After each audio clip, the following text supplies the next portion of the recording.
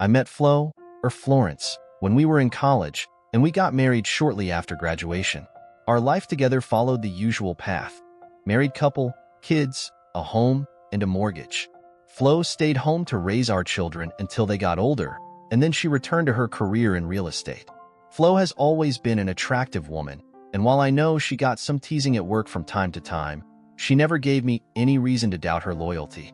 She has a bit of a naughty sense of humor, though, which I think might have caused some tension between us over the years. We had 2 kids, Eric, our 21-year-old son, who finished vocational school and worked as an electrician. He had his own place nearby, which gave us a little breathing room. Our daughter, Patty, was 19, in college about 150 miles away, and living life as a typical student. With the kids out of the picture, Flo and I started thinking about our future together. We dreamt about traveling and, hopefully, getting to spoil some grandkids one day. In the early years of our marriage, our physical relationship was strong, with us being intimate almost every night, especially on weekends. But over time, it tapered off to a couple of times a week, which didn't bother me too much, but it did seem to affect Flo's interest. I knew how to bring Flo to her peak in those moments, but things started to change. Our neighbor, Roger, and his wife Alice moved in about 5 years ago, and we hit it off as friends. But Roger had a thing for pranks. He'd prank anyone, and I often found myself on the receiving end.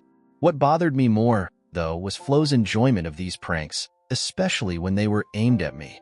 I tried talking to her about it, but it didn't seem to make much of an impact. Flo didn't back down, and I started to notice Roger's interest in her. I couldn't shake the feeling that his pranks were more than just playful. They shared too many laughs over his sometimes crude jokes, and Alice and I were often left on the sidelines, politely watching them. There was this one day at the beach when Roger mocked a group of people passing by, and to my surprise, Flo joined in. Alice and I were both stunned. We tried reprimanding them, but their laughter only got louder. Things seemed to be spiraling out of control, but it wasn't until one evening at Roger and Alice's house that I really realized how bad it had gotten. Alice and I were hanging out in the backyard, and Flo went inside with Roger to grab drinks. Time passed, and we started wondering where they had gone. We went inside to find them, and as we entered the living room, there they were, arms around each other, giggling like teenagers. Roger had lipstick smudges on his collar and around his mouth, and Flo's lipstick was askew, with her hair a mess. Alice and I stood there, mouths open, completely shocked. Roger, oblivious to the situation, casually said, "Sorry for the delay on drinks. We got caught up showing Flo my artwork." Alice and I were speechless. Flo chimed in with a smirk, trying to cover up the situation, but I could tell something wasn't right. I couldn't hold it in anymore. I asked Flo, "What's going on here? Why does Roger have lipstick all over him, and why do you look like you've been kissed?" Flo's answer didn't make sense, but she tried to brush it off, saying she got carried away, admiring Roger's engravings. Alice, still confused, asked, "Roger, if you think you can carry on like this, you better think again." As Roger and Flo burst out laughing, I felt my anger flare up. This had gone too far, and Alice and I both knew it. One of these days, you two are going to push it too far, and it won't end well, I warned them. Flo tried to lighten the mood, saying, "Oh, lighten up, darling. It's just a prank. If you could see how you both looked, you'd think it's funny too." She tried to make everything better by offering drinks, but Alice and I were fed up. That night when we got home, Flo noticed my lingering anger, especially about her part in the prank. "I'm really sorry, honey," she said, clearly sensing the tension. It was a turning point for me, but I had no idea just how bad things were about to get. I tried to stay calm as Flo's words echoed in my head. "I just got carried away. Nothing serious happened. I just smeared some lipstick on him and messed up his hair. We never expected you guys to be upset. We were about to call it off when you and Alice showed up. Are you still mad? It was just a joke." Her words stung, but I tried to keep my composure. "I'm trying not to be, Flo, but you have to stop getting involved in Roger's pranks. I nearly had a heart attack seeing you look like you were kissing him. You know how important loyalty is to me," I said, my voice betraying the frustration I was feeling. She met my gaze, her eyes softening as she tried to reassure me. "I understand, honey. I value loyalty just as much, and would never do anything to hurt you. Just please remember that, okay? She leaned in, her lips pressing against mine in a passionate kiss, and I felt a flicker of hope that maybe she was sincere. But deep down, I knew things weren't as simple as they seemed. A couple of weeks later, we were back at Roger and Alice's for dinner on a Saturday night. Just as we finished eating, a call came in that Roger mistakenly thought was for Alice, who worked as an ER nurse. After hanging up, Roger turned to Alice. "It's the ER. There's been a bad car wreck, and they need you there as soon as possible." Alice quickly excused herself and left for the hospital. Once Alice was gone, Roger turned to me and asked if I could lend a hand with a project he had going on in the basement. Flo remained silent, her gaze avoiding mine as she seemed to be lost in her thoughts. At the time, I didn't think much of it. "Sure, what do you need?" I asked as I got up to follow him downstairs. "I need you to hold something for me while I attach it to the ceiling. It's not too heavy, but I can't hold it up and attach it at the same time." "Alice is too short for this," he explained. I nodded, following him down the stairs. He led me to a metal support post near the stove on the floor above. Roger took a small metal box with a power cord hanging from it off his workbench and hoisted it up to the ceiling between the support post and the furnace. I noticed Flo had followed us down and was watching with an odd smile on her face, but I didn't think much of it at first. Roger handed me the box. "Now I need you to hold this while I attach it," he instructed. "What's this for?" I asked, lifting my hands to grasp the box. With Roger between the pipe and the furnace, I had to wrap my hands around the pipe to press the box against the basement ceiling. "I'll explain in a sec, but let me grab my tools first," Roger said, vanishing behind his desk. I was left holding the box, waiting. When he returned, I didn't notice what he had until I felt two quick clicks, something hard and metallic closing around my wrists. I was handcuffed to the pipe. Shocked, I turned to see Roger putting his arm around Flo's waist as they looked at me. My mind raced, but I demanded, "What's going on?" "Roger, get these damn cuffs off me." "Sorry, buddy, can't do that," Roger said, a smirk playing on his face. "Flo's so fond of my pranks, she wants another look, but this time, we don't need you or Alice around." Flo exaggerated the sway of her hips as she followed Roger up the basement steps, leaving me struggling to free myself from the cuffs. "Let me loose. This is going too far," I yelled. Roger's voice echoed back down the stairs. "Relax, dear. I just want to admire some engravings," he chuckled, and the sound of their laughter echoed, growing fainter as they left me behind. I was left there, helpless and trapped, as their voices faded away. My wrists grew raw and bloody from the relentless struggle against the handcuffs. The pipe was anchored in the concrete floor, and no matter how much I pulled, there was no giving way. The sound of footsteps above me grew louder. Roger and Flo were in the master bedroom now. I could hear Flo's excited giggles and Roger's low chuckles as they moved around. My fury mounted, and my heart ached as I realized what was happening above me. I could hear the bed creaking, the sounds of clothes being removed, and Roger's grunts paired with Flo's moans. I cursed, my frustration building with every second. I felt completely powerless. The sound of their actions echoed in my ears as I struggled, unable to do anything. I was bound to that pipe, just a silent witness to their betrayal. Then, after a long moment of silence, Flo's voice rang out. "That was amazing, Roger. I'll have to admire your work again sometime." Roger's tired response was barely audible. "Sure, Flo. I need a breather, but Alice might be back soon from that phony call." My anger reached its peak, but I couldn't move. I couldn't stop them. The images of Flo with Roger, of her betraying me so easily, played through my mind. I lay there in disbelief, hoping for a way out. I had made up my mind, and I'd rather she not find us in bed together. Minutes later, I heard footsteps echoing on the basement stairs, but I didn't look up. The sound grew louder as they neared my position, and then I heard Flo's voice, trembling with shock. Oh damn, look at his wrists all bloody," she gasped. "Honey, it was just a prank. Nothing happened." The panic in her voice only seemed to amplify my anger. "Oh God, I'm so sorry," she continued, as Roger scrambled to find the key to the cuffs. "Roger, Hurry and unlock the cuffs so we can tend to his wrists. Her voice was filled with remorse, but it didn't change the cold knot of betrayal tightening in my chest. Tears streamed down my face as Roger fumbled with the handcuff key, his hands shaking. Finally, the cuffs clicked open, but I wasn't going to let them off the hook so easily. I glared at Roger, my anger boiling over. Roger, hand Flo the key before you unlock me. And run, I warned him, my voice icy. Once I'm free, you'll regret ever being born. He met my gaze wordlessly, passing the key to Flo as he edged toward the stairs, fear flashing in his eyes. Flo began unlocking the handcuffs, but by the time she finished, Roger's truck roared to life, tires screeching as he peeled away. I struggled to my feet and turned to Flo, still crouched on the floor. Fear was written all over her face as she tried to plead with me. You better find somewhere else to stay tonight, or I could seriously hurt you.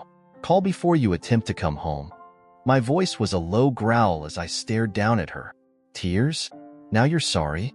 She began crying, and I couldn't bring myself to feel sympathy. I'm sorry, Jim. It was just a prank. We didn't do anything. Her voice quivered, but it didn't move me. Flo, I don't want to hear any more excuses about it being a joke. To me, it's as if you cheated, and that's all that matters. From here on out, I'm treating this as infidelity and betrayal. Expect a call from my lawyer soon. We're finished, I declared firmly, turning to ascend the stairs. Flo cried out from the basement, Jim, please, nothing happened. What do I tell the kids? But I didn't respond. I headed for the front door. Just as I was getting into my car, Alice came rushing over. Her face was frantic as she pulled into the driveway.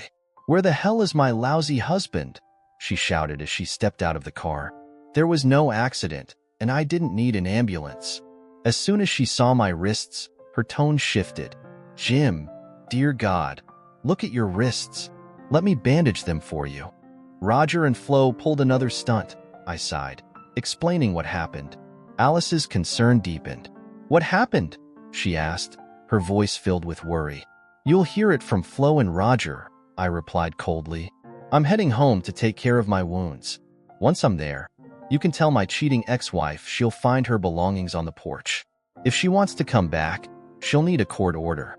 Alice wailed in distress. What did they do? But I was already on my way home. When I arrived, I carefully cleaned my wrists with antibacterial soap, applied ointment, and bandaged them. The pain in my heart was far worse than the physical pain. I packed Flo's things into plastic bags and placed them outside, ignoring the phone calls that kept coming. I focused on the task at hand, ensuring she had no place left to turn. After locking up the house, I undressed and lay on the bed, my mind racing despite my exhaustion. The phone rang again, but I ignored it. I took a shower, ate some breakfast, and changed my bandages. Around 10 a.m., the doorbell rang. I checked outside and saw Alice standing there. I gestured for her to come in. They really went too far this time, didn't they? Alice remarked as she stepped inside. Unfortunately, yes, I replied, my voice devoid of emotion. What's your plan? She asked.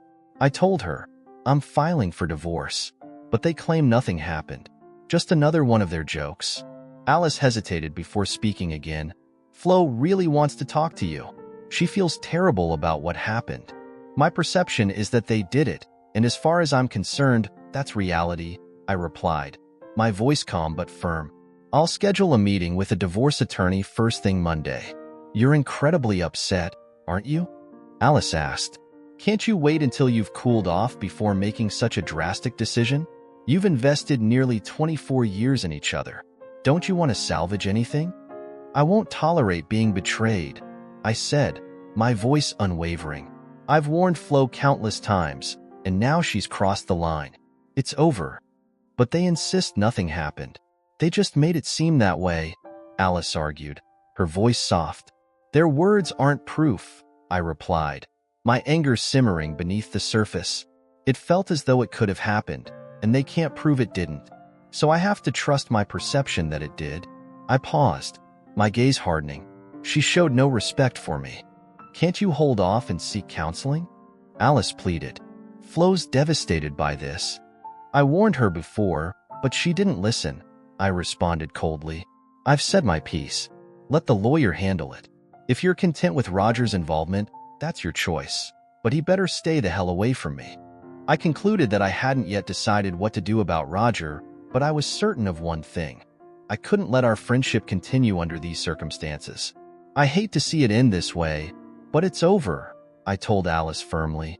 Roger feels genuinely sorry, and he wants me to pass on his sincere apologies, she said, but I wasn't swayed. Make it clear that our friendship is over, I insisted. Although I'd like to stay friends, Alice, I think it's best if we don't see each other while you're still with him. Alice paused, looking thoughtful. Is there anything I can tell Flo to give her hope for your forgiveness? She asked. If she can prove she didn't sleep with Roger, I'll consider it, I replied, my voice firm. But I don't trust either of them, and I feel like it happened. That's enough for me. Alice sighed deeply. Okay, Jim. I'll let her know. I'll miss you. I'll miss you too, Alice, I said quietly, my emotions conflicted. After loading Flo's belongings into Alice's car, I waved her off, feeling the weight of the moment. Then, with a heavy heart, I returned to the house. First, I called a locksmith. It occurred to me that if I went to work on Monday and Flo changed the locks before I returned, I'd be locked out. I arranged for the locksmith to come that very day. Once he left, I decided to take a trip to the local supermarket. I stocked up on a few frozen dinners, knowing that I'd need to sustain myself for at least a week. When I returned home, now completely alone, I couldn't shake the absence of Flo. After nearly 24 years together, the silence in the house felt unbearable. Yet my anger toward her and Roger remained a constant, lingering presence. Around 7:30 that evening, as I was watching TV, the doorbell rang. I glanced out the window and saw Flo's sister, Mary, standing at the doorstep. Hello, Mary. I greeted her flatly as I opened the door. Hi, Jim. Can I have a moment of your time? She asked. Of course, I replied, stepping aside to let her in. We made our way to the living room, where she sat down. Can I get you a drink? I offered. Coca-Cola, please, she replied. I returned to the living room with her drink, trying to keep my emotions in check. I suppose you know why I'm here, she began, taking a sip of her drink. Yes, I responded coldly. Are you here to plead for her return? If so, you've come in vain. Mary looked down, and for a moment, I thought I saw a glimmer of empathy in her eyes. No, she said softly. She confided in me about everything. She paused. How are your wrists? She asked, her voice filled with genuine concern. They're healing. Scabbing over, no signs of infection, I informed her. Flo will be relieved to hear that, she remarked. She's on the brink of a breakdown, particularly because you refused to speak with her. That's why I'm here, to deliver a message, or rather, a few messages.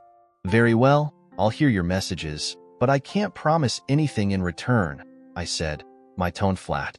Firstly, she loves you deeply and regrets her actions, Mary began. All right, anything else? I prompted, my patience running thin. She wants you to know she's willing to undergo a lie detector test to prove she's telling the truth. It's the only proof she can offer that nothing happened with Roger or anyone else. This proposition caught me off guard. I hadn't considered it, but I was still skeptical. I sipped my drink as I mulled it over. It sounds typical, but I have conditions, I said, my voice steady. Firstly, proof that she didn't sleep with Roger doesn't guarantee reconciliation. Secondly, Roger must also undergo the same test, and the results must match. Thirdly, I need approval from the test administrator on the questions. And lastly, I won't cover the test expenses. That seems fair, Jim, Mary agreed. But wouldn't you consider reconciliation more if the tests prove their honesty? She asked. No, I said firmly, shaking my head. She deeply wounded me. Even if I decide to take her back, it'll take a long time to forgive her. Mary nodded, understanding the weight of my words. I'll convey your terms to her. I'm truly sorry, Jim, she said quietly. I intended to be furious with her for her foolishness when I came by this afternoon, but she looked so distressed that I doubt anything I could say would make it worse. She's aware of her grave mistake and the pain she's caused you. I'll give her some sleeping pills to help her rest tonight, Mary added softly. Also, She contacted your children and confessed her actions. They seemed upset with her. She hasn't stopped crying since speaking with them. I'll return to deliver your message. Thanks for the Coke, Mary, I said, appreciating her concern. No problem, she replied, and after a brief pause, she left, leaving me alone with my thoughts. I reflected on the situation, feeling the heat of my initial rage begin to subside, allowing me to think more clearly about what I truly wanted. After a while of contemplation, I decided to have a drink.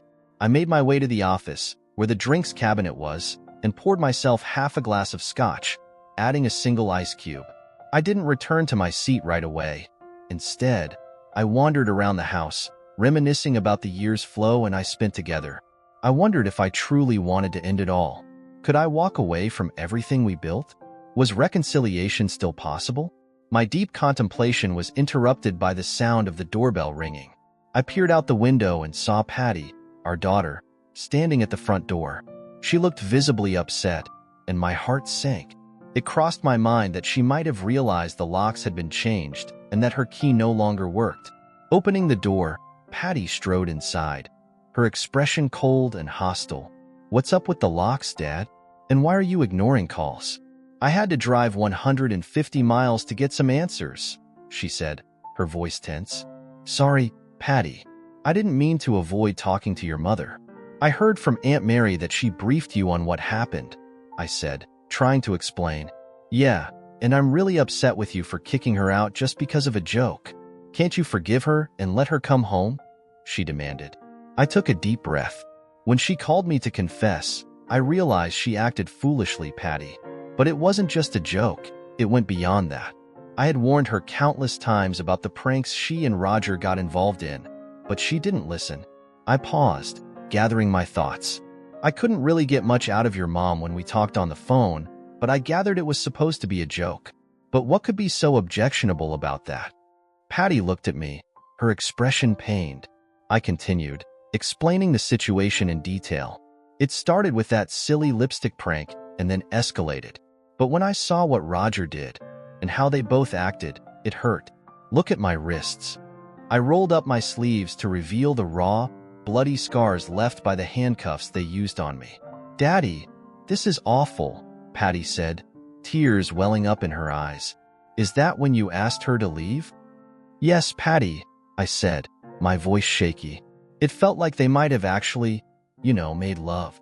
It sounded just like that, exactly like your mom's usual bedroom noises. Either that, or they're exceptional actors. But this is my reality now. Unless she can prove otherwise, this is how I'll always see it." Patty wiped away her tears, taking a deep breath. "I'm really sorry about all this, Dad. I hope you and Mom can work through it, because I love you both, despite what she did. I'm trying, baby. I really am. But it's hard. I miss your mom, but I'm still struggling with the lack of respect she showed me." I pulled her into a tight hug, feeling how much she resembled Flo. It was comforting, yet unsettling at the same time. "I understand, Daddy," Patty said softly. "Now that I know what happened, I'm going to visit Mom and try to calm her down. I'll probably stay at Aunt Mary's tonight, and I have to go back to school tomorrow. Please turn on your phone so I can reach you. Eric also wants to talk to you.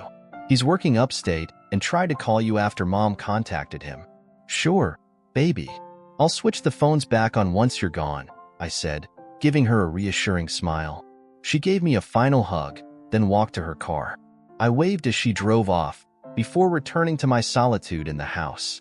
I poured myself another drink, the alcohol now soothing the storm in my chest, but the weight of everything still loomed. After Patty left, I turned my phone back on, and soon after, I received a call from Flo's sister, Mary. She informed me that Flo had agreed to my terms for the lie detector test, and Roger had also consented. Roger even offered to cover the cost of his test as a sign of remorse for his part in the prank. Mary also gave me the contact information for the test administrator. Though my anger toward Flo had somewhat subsided, I still felt a deep sense of despondency. If she truly loved me and hadn't been physically involved with Roger, how could she have participated in such a humiliating joke? I began to wonder if her love for me had faded over time. Despite her claims of wanting reconciliation, I wasn't sure if I could endure a loveless marriage, even if the test confirmed that no physical relationship occurred. Flo tried to reach out to me multiple times, but I promptly ended the calls as soon as I heard her voice. Her sister continued acting as an intermediary, relaying Flo's apologies and her desire to reconcile, but at this point, I wasn't sure reconciliation was even possible. I held firm to my position, insisting that I would wait for the results of the lie detector tests before making any decisions. During this time, our son Eric repeatedly urged me to forgive his mother and allow her to return home. Despite my attempts to explain the pain her actions caused, he struggled to understand the depth of my hurt and continued pleading for her return. I realized that if we ended up divorcing, it might strain my relationship with him, but at least Patty, our daughter, showed more empathy and support. After receiving the contact details for the test administrator for Mary, I reached out to some of my legal and law enforcement acquaintances for advice. Their insights reassured me, and I scheduled an appointment with the administrator, feeling confident that he would conduct an unbiased test. The following day, I learned that Flo and Roger had already contacted the test administrator, Jack Heron, and scheduled their test for the next 2 days. They had designated me as an interested party, which would allow me to control the questions that would be asked. I informed my boss the next day about needing personal time and visited Jack's office. After explaining the situation, we discussed the questions he would pose to determine whether Flo and Roger had been physically involved. Jack assured me that he would ask the same questions to both parties, compile their answers, and provide a final report. If the results matched, it would confirm that no physical affair had occurred. However, if the results suggested lying, it would make it clear that trust between Flo and I might be irreparable and divorce would likely follow. Returning to work, I felt somewhat reassured that the clarity regarding any carnal involvement would soon be revealed. But I knew that difficult decisions were on the horizon. Over the next 3 days, I stuck to my usual routine, staying late at work to avoid returning to an empty house. Evenings were spent at a nearby diner, followed by whiskey at home, where sleep remained elusive. The absence of Flo's presence and warmth weighed heavily on me. On the morning of the test, I still felt uncertain, but a clear lie detector result would be the key to Flo's potential return, with the understanding that she would refrain from any more insensitive pranks, especially after seeing how much the last one had hurt me. Just after 11 a.m., my phone rang. It was Alice. "Jim, it's Alice. I found something important. Roger's been acting secretive. Can you come now?"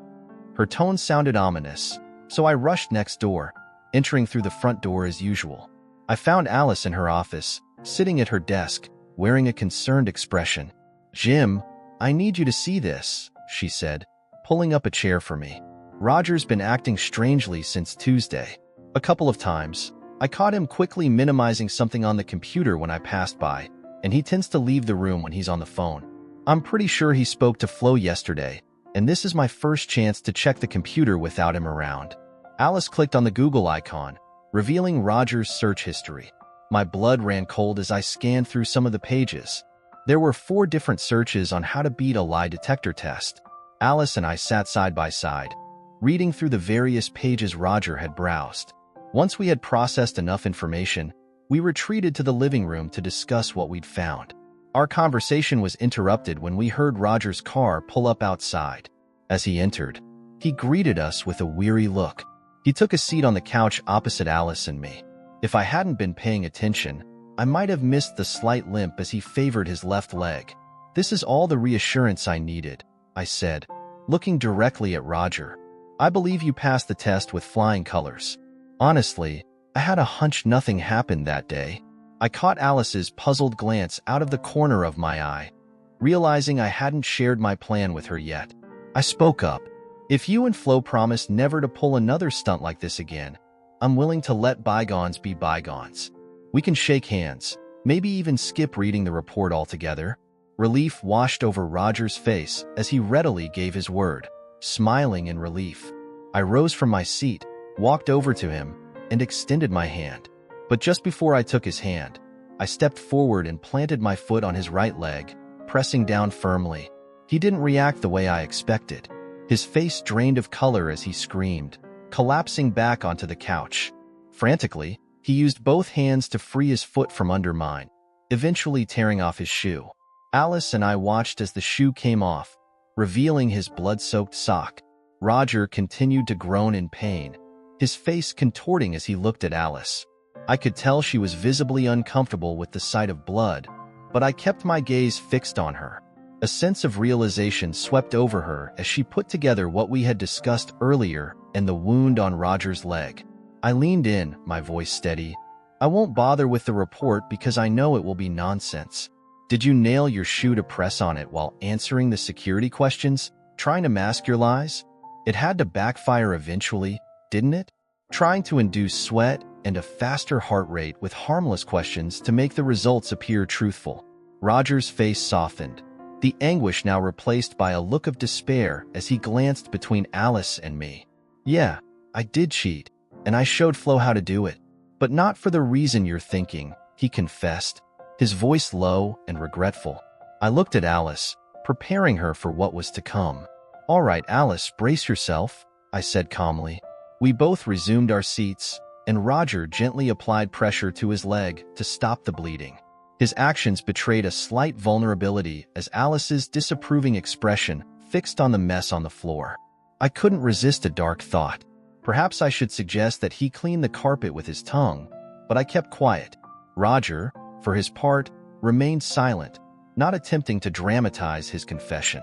We didn't know what questions you'd ask the examiner, Roger continued. What's so complicated about asking if we had sex? I interrupted him. Sure, we probably would have passed that one, but we were concerned you'd delve into something more subtle. Like what? Alice demanded, growing increasingly frustrated. Well, has our conduct always aligned with the standards of a marriage? Roger began to explain, but before he could finish, Alice angrily interrupted him, clearly signaling her disagreement. Why else would you go to all that trouble of sticking a damn nail in your shoe before the test? I pressed on, my voice cold. I'm guessing that the fact that you still had the nail lodged in your shoe means you forgot to bring extra shoes or a pair of pliers. Planning ahead has never been your strong suit, has it? I turned to Alice, adding, Please, honey, I didn't want to lose you, and Flo certainly didn't want to lose Jim. So, dear husband, when and what did you do that wouldn't measure up to the standards of a marriage? Roger shifted uncomfortably, his voice dropping to a near whisper as he explained. It was that day we pretended to fool around upstairs. We were just jumping on the bed, fully clothed, of course. He hurried to clarify. We were bouncing on the bed, causing it to squeak. I can't even remember who initiated it, but somehow we started touching each other through our clothes. We both found it enjoyable. We were incredibly foolish. I felt puzzled. You mean to tell me you were just jumping on the bed, and that somehow led to this? Really? I asked, skeptical of his account. It felt like a last-minute excuse rather than a genuine explanation. Alice wasn't convinced. Not even close, she said firmly. This pair has demonstrated such skill in deception and scheming that I'm far from convinced. Roger, trying to avoid the full extent of his actions, nodded weakly. Please, honey, I didn't want to lose you. But Alice wasn't buying it. Roger, tend to your leg, apply some antiseptic, and then I suggest you leave, Alice snapped, clearly fed up. I need time to contemplate what to do next. Plus, there's the matter of cleaning up yet another one of your messes, she added, motioning toward the stain on the carpet near Roger's foot. Despite his attempts at acting, the fear in Roger's eyes betrayed his deep concern about the fate of his marriage. It was clear he didn't know what his next steps should be. Then, in a surprising turn, Roger spoke up, his voice trembling. I have a video. Alice and I looked at him, both of us stunned. A video? What are you talking about? I asked, my voice tinged with disbelief. I installed a camera in our bedroom before we handcuffed you in the basement. I captured everything, Roger confessed. Before I could react, I demanded, Then why the hell didn't you mention this a few days ago? Roger didn't need to answer that question. If the video showed them engaging in any kind of intimate behavior, even if they were fully clothed, it wasn't something a couple who wanted to reconcile would want to share. Personally, I believe that the line of infidelity didn't just stop at physical acts. Any form of intimacy that was beyond friendship crossed a boundary that should not have been crossed. We intended to do so, But Flo feared your reaction, Roger explained, his voice barely a whisper. I turned to Alice. We instructed Roger to tend to his leg and then present us with the video. Roger shuffled out of the room to attend to his leg, and Alice and I exchanged a look, preparing for what was to come. I couldn't help but add a little more fuel to Flo's already growing anxiety. I sent her a message that I knew would make her panic even more. Remove the nail from your shoe and come over to Alice's house. Roger is going to show us a video. Normally, it would only take about a minute's walk from Mary's house to ours, but it took a good 35 minutes before there was a knock on the door. Alice opened it and greeted Flo and her sister, Mary. Flo looked disheveled, her makeup smudged and her eyes teary.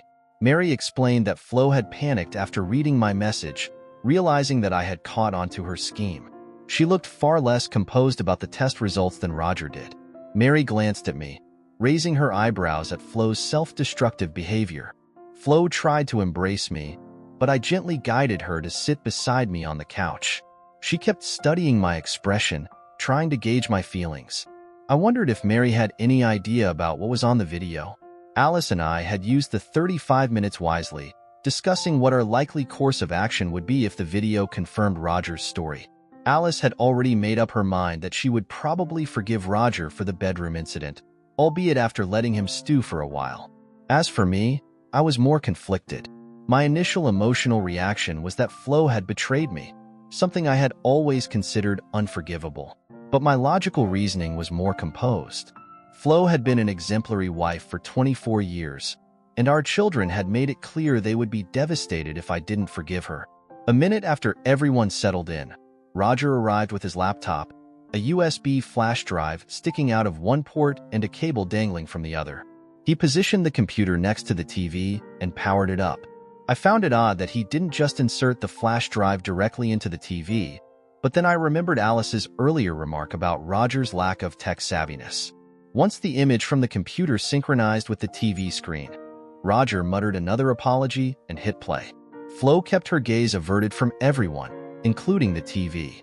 She was undoubtedly aware of my uncompromising stance on fidelity, which made this situation even more uncomfortable for her. Mary was watching the screen intently, seemingly unaware of what was about to unfold. Roger, on the other hand, appeared more at ease, once again settling beside Alice and attempting to hold her hand, but she withdrew it. The clip, which lasted about 10 minutes, depicted exactly what Roger had described earlier. It was largely devoid of any eroticism, but it didn't spare me from the emotional and psychological turmoil it triggered. Within moments of the video starting, both Flo and Roger appeared fully clothed, just as Roger had said. Flo turned Roger onto his back, positioning herself on top of him, repeating verbatim what I had heard while handcuffed in the basement. We could see that it was Roger who initiated the hand game, though Flo closely followed his lead. This was incredibly difficult for me to witness for several reasons. Firstly, no man with any self-respect, aside from a few outliers, would want to watch his wife engage in any scenario with another man. Secondly, it triggered painful memories of the moments when I had been bound and helpless. It reignited the burning and throbbing sensation in my wrists, a painful reminder of my inability to stop what was happening in the room above. Halfway through, I shut my eyes tightly, desperately trying to block out the sounds. I didn't open them again until the room fell into a heavy, oppressive silence. Even the normal sounds of breathing seemed to vanish. When I finally opened my eyes, I saw Flo and Roger quickly separate, the video pausing on an empty bed before fading to black. The silence in the room was deafening. It stretched on for what seemed like an eternity. I wasn't the only one feeling the weight of the moment.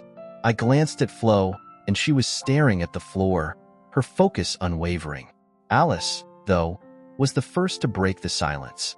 She abruptly rose to her feet, with Roger following suit. "You deceitful traitor." Alice's words cut through the air, shocking us all.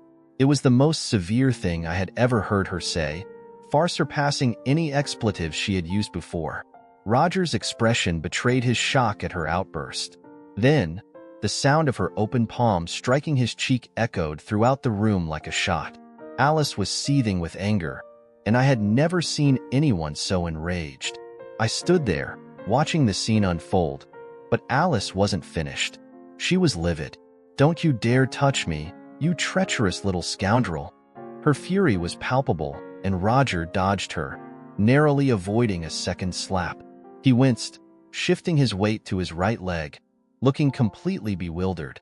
"This entire video is fabricated," he insisted, trying to defend himself. But Alice wasn't having any of it. "But why? We had invited Jim and Flo over later that evening, hadn't we?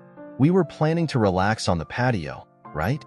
Alice's question came out more like a growl, but she continued. "Because of the rain, we opted to stay indoors. Do you recall now?" Roger still seemed puzzled, but he nodded, trying to match Alice's explanation. Alice pointed angrily at the TV screen, her voice filled with venom. "Look at this fool. The sunlight streaming through the window indicates it's not only a sunny day, but also morning. This window doesn't receive direct sunlight until noon." She turned to him, furious. "You concocted the entire story, didn't you?" Roger's expression shifted from confusion to horror, and that was all the confirmation I needed of their deceit. The realization hit me like a ton of bricks. I had gone from contemplating forgiveness to making a resolute decision in mere seconds. It was disorienting, and I hated feeling humiliated. There might have been a valid reason to tamper with a lie detector test, but this was beyond any excuse. They had tampered with the video. The moments that followed were tense. Flo let out a loud groan and fled out the door, while Mary sat there, stunned, unable to process what was happening. Alice advanced toward Roger, who tried to maneuver past me, using me as a shield. I took a single stride, bringing my foot down with all my force on his injured leg. Instinctively, he doubled over, and as his head reached a near horizontal position, it met my knee coming from the opposite direction, snapping his head back. Blood sprayed from his flattened nose, and he joined Flo in a hurried flight away from the house, leaving the three of us locked in a grim tableau. Alice stood there, trembling, tears streaming down her face. I could relate deeply to her pain. For the second time in a week, the man I had loved unconditionally for nearly 25 years shattered my heart.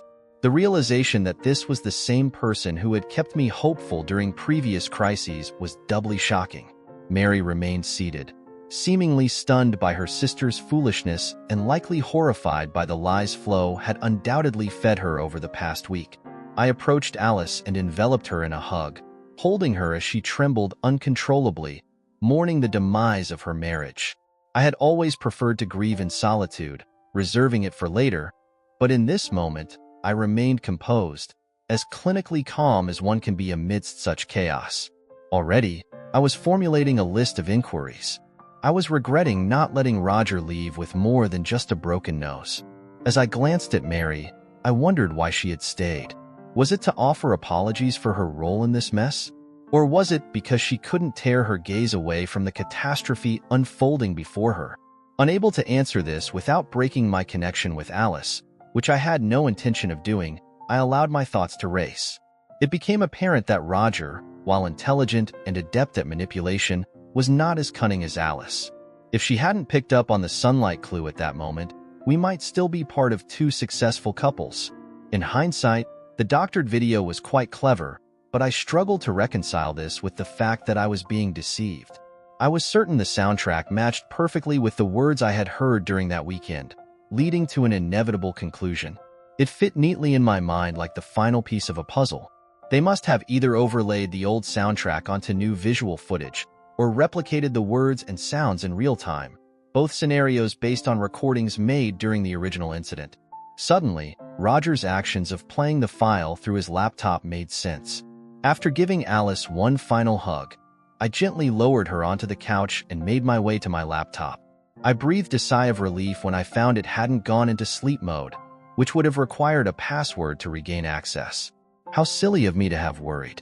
I could have easily watched the flash drive on another device, but my mind was clearly foggy from everything that had happened. My fingers fumbled, moving clumsily over the keys and mouse. After a moment of hesitation, I closed the software and opened the video file displayed on the Explorer screen. What appeared on the screen was a recording labeled Take 8, showing Flo and me. But then, I noticed more files labeled 2 through 7. Two additional files caught my attention. One titled Me and Flo Original and the other AD Basement. I clicked on the latter and began scrolling through, stopping about 3/4 of the way through. There it was, me, suspended from that damned bar in the basement, captured by a hidden camera. I quickly closed the clip, overwhelmed by the flood of unpleasant memories that it revived. The file labeled Original was significantly larger than the others. Alice, sitting beside me, nodded approvingly, so I pressed play. The video revealed a view overlooking Roger and Alice's bedroom. The perspective was different from the other video, and I quickly dashed down the hallway to compare the two. After about half a minute of checking, I deduced that the original camera was likely concealed on a bookshelf, while the subsequent versions were probably shot by a tripod-mounted camera at the foot of the bed. I returned to the living room and noted that the timer at the bottom of the screen displayed 1 minute and 5 seconds, with over an hour remaining. It became clear that Roger had no editing skills. I fast-forwarded to 20 minutes before the end, then continued in 30-second intervals until the action began. I backtracked 30 seconds and finally settled onto the sofa beside Alice, clutching her hand for mutual support. Let's just say the original version differed drastically from the others. The only similarity was that it all started with Flo pushing Roger onto his back. About 25 seconds into the video, both Alice and Mary gasped simultaneously. The camera angle shifted, and Flo's face came into view. She turned her head to the side, glancing down to the left of the camera. In simpler terms, there was a grate at floor level, opening into a channel carrying the crucial sounds of their prank to the basement below, where I had been held captive. The expression on Flo's face, the one that caused the gasps, was repulsive. My wife knew exactly what I had endured in the basement that night, and she seemed to relish it. My supposedly loving wife took pleasure in mentally tormenting me. I fought the overwhelming urge to vomit. When Roger noticed where Flo's gaze was fixed on the screen, he smirked maliciously. He seemed too stunned to check the time, but a few seconds must have passed. We all watched as Roger turned Flo onto her back, kneeling beside her and fiddling with his belt and trousers. On the screen, Flo lifted her skirt and ripped off her underwear, tossing them aside. The remainder of the video played out as I had imagined it would, based on my time in the basement. With the benefit of hindsight, it was clear that Flo's callous enjoyment of the situation emboldened Roger and set in motion a series of events that would unravel everything. If I had to guess, I would say that this was Roger and Flo's first encounter. The video certainly depicted how something that started as relatively innocent quickly spiraled out of control. I was fairly certain that Roger realized he derived pleasure from humiliating someone, but it was also likely that Flo stumbled upon her own kink that day. When the video ended, Mary asked about the possibility of a future between Flo and me. Her demeanor suggested that she wasn't hopeful. I paused for a full minute, sorting through my emotions. Finally, I replied, "No, not in this lifetime." Ironically, if Flo had approached me later, explaining that it started as a joke but escalated out of control like it appeared in the original video, I might have considered forgiveness. But they colluded to rewrite history and outsmart the lie detector test. This level of deceit was beyond anything I ever thought she was capable of. It made me question everything about her, everything I thought I knew. As I sat there, reflecting on the videos I had watched and everything that had transpired, I couldn't help but question how well I truly knew Flo. What else had she lied to me about? The lies piled up, and the more I thought about it, the more I realized how much she had concealed from me. The unsettling thing was that we hadn't even seen all the workout videos. After her initial slip-up, Flo had returned for at least one more physical interaction with Roger. How many times had they engaged in these activities under the guise of a workout? And the expression on her face, it was something I couldn't ignore. It wasn't just a prank. It felt far deeper, more insidious. "I'm sure you noticed it too, Mary. I'm sorry, but it's over between us." Mary nodded solemnly, her expression sympathetic but resolute. "Please, Jim," she began, her voice full of emotion, "don't publicly shame her. It will only hurt your children more." She paused, then added, "If you provide me with a copy of the video, I'll calmly explain everything to your parents, Flo's parents, and if necessary, your children." I nodded, silently acknowledging the weight of her words. She left soon after, her demeanor quiet but determined. Meanwhile, Alice, ever the pragmatic one, had already opened the phone book and was leafing through the legal section. We comforted each other through the weeks, but it became evident that the emotional scars would take time to heal. The pain lingered in both our hearts, but Alice and I eventually parted as friends, understanding that the aftermath of betrayal could either bring people closer or drive them apart. One late night, after spending yet another evening comforting Alice, I encountered an enraged Roger in her front yard. His attempt to reconcile with Alice seemed laughable, especially considering that I had been visiting her nearly every week. His delusion that he could fix things with her while I was consistently present spoke volumes about his arrogance. As he looked around, trying to gauge whether there were any witnesses, I took great satisfaction in giving him another bloody nose. It felt empowering. The sadistic grin on his face just before he tore my marriage apart was all the provocation I needed. As Alice practically crucified him in the divorce proceedings, I felt a sense of justice being served. Alice's wrath was immeasurable when Roger demanded his share of the assets. With my full support, she threatened to press charges for unlawful restraint, using the basement video as evidence. Roger, clearly outmatched, cut his losses and vanished. I hadn't planned to humiliate him, but I certainly wasn't concerned about his reputation. I didn't want to put my children through further distress, nor Flo's extended family. That was the only reason I refrained from exposing him publicly. About a week after the video incident, Flo reached out to me. She wondered if my decision not to share the video with our family and friends signified a chance for us to reconcile. Her message, accompanied by only one clip, made it clear she had no idea I had already seen the original. She assumed that Roger had been cautious with the incriminating evidence, not realizing that he had been careless in leaving it all in one place. The message also hinted at a lack of communication between Flo and Mary, either due to Mary's anger or Flo's embarrassment. I called Mary to confirm if she still wanted the video, and it was during that conversation that I learned Flo had moved back in with her parents. As I burned both Take 8 and the original video onto a DVD, I realized I had never actually watched Takes 2 through 7. Out of curiosity, I did. Those videos extinguished any remaining soft or forgiving part of my heart, turning it into cold, unyielding stone. The videos showed Roger and Flo completely losing control. The same look of disgust appeared on their faces, mirroring what I had seen in the original footage. For a brief moment, I considered sending these clips to everyone in Flo's contact list, but I paused. I didn't want to add to the pain my children would feel, especially if they hadn't forgiven Flo yet. After some contemplation, I ultimately decided against it. When I couldn't find Roger, he'd skipped town. I knew Flo wouldn't be forgiven. Roger wouldn't get a third broken nose. But the reality of what they had done lingered. I sent all the clips to Mary with a warning. If I heard any complaints about how I treated Flo, I would release the full video. It must have worked, because one by one, Flo's parents, Eric, and Patty called me to say they understood why my marriage ended. Mary, it seemed, had recounted everything to them, offering to show the clips as proof. Only Flo's mother took her up on the offer. She struggled to believe the narrative, but by the time she watched the original clip, she became ill halfway through. Shortly after, Flo didn't contest the divorce.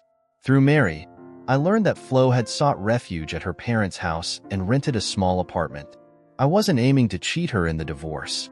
24 years together had to count for something, and I didn't want to risk damaging my relationship with the kids if they ever chose to forgive their mother.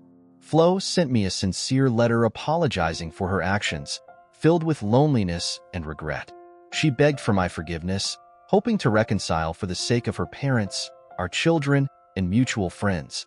Her words almost moved me to tears, but not quite. I wasn't looking for a replacement yet, but the interest from single women, especially those seeking decent men with strong morals, made it clear that I wouldn't be alone for long. I didn't intend to marry again, but I welcomed the possibility of new encounters. This story raises many compelling and intense questions about trust, betrayal, and forgiveness. How far should someone go before they consider a betrayal irredeemable? Can a marriage survive after one partner deceives the other so deeply, even if the physical act wasn't involved? When faced with deception, How do we balance emotional pain with the need for closure and justice? Is it possible to truly forgive someone who has crossed such a line, or is the damage beyond repair? What role do personal values and morals play when navigating the fallout from infidelity? And in the end, does the truth of what happened really matter, or is it the perception of betrayal that seals a relationship's fate? What would you have done if you were in Jim's shoes? Could you ever trust again after such a deep betrayal, and is forgiveness ever truly possible once the damage has been done?